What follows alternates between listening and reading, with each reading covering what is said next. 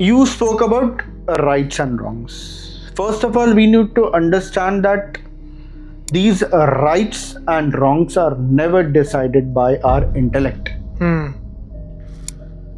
It is decided by the ego. I'll give you a very simple example. If you ask an egoistic person that what do you think? Whatever you're doing, is it right or wrong?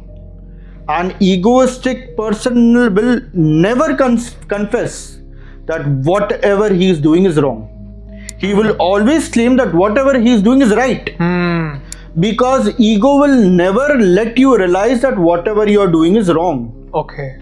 Ego will always create a realization that whatever I am doing is right. Right. That means it is the ego which decides what is right and wrong. That is why whatever is right for you would be wrong for me. It is subjective. And whatever is right for me would be wrong for you. It's subjective. Because my ego is linked with my actions. That is why I think whatever I'm doing is right. And your ego is linked with your actions. That is why you think that whatever you are doing is right. For an example, let's say, whatever you are doing does not match with whatever I am doing, that's when I would claim that whatever you are doing is wrong. Because whatever you are doing is not matching with whatever I am doing. And my ego is linked with my action, not your action. That is why whatever you are doing is wrong for me. So rights and wrongs are based on individualistic ego or collaborative ego. Now this is the second perspective. If you observe, we'll talk about dressing only.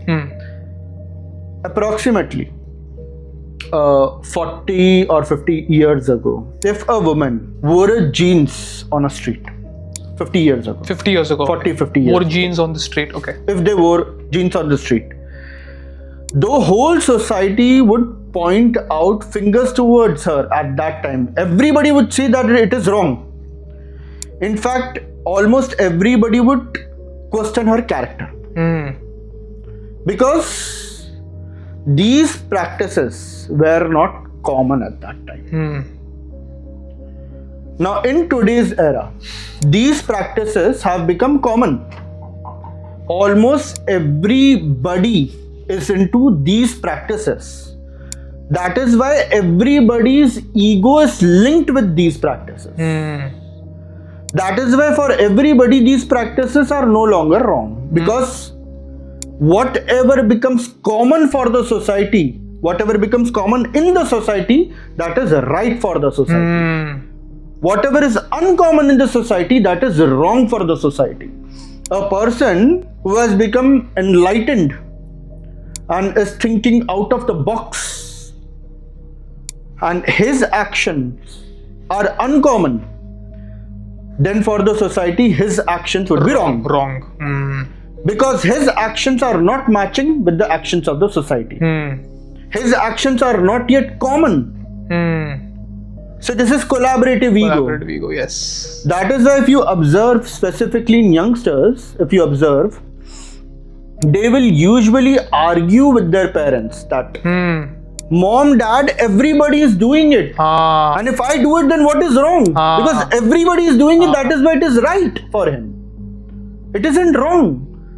So when it comes to the society, whatever is common in the society, that is right for the society. Whatever is uncommon is wrong. No matter how sane, humane that act will be, if it is uncommon, it is wrong. That is why enlightened beings got slaughtered on the streets. Jesus Christ got crucified because his actions were uncommon. Guru Tegh Bahadur Ji, his head was chopped off. Right? Chair Sahibzadas or Guru Gobind Singh Ji or such kind of enlightened masters like Kabir Ji and so on. Everybody was troubled by the society because their thought process and their actions were uncommon. Hence, society did not accept it. For the society, their sane, humane actions were wrong. This is the mentality, sick mentality of the society.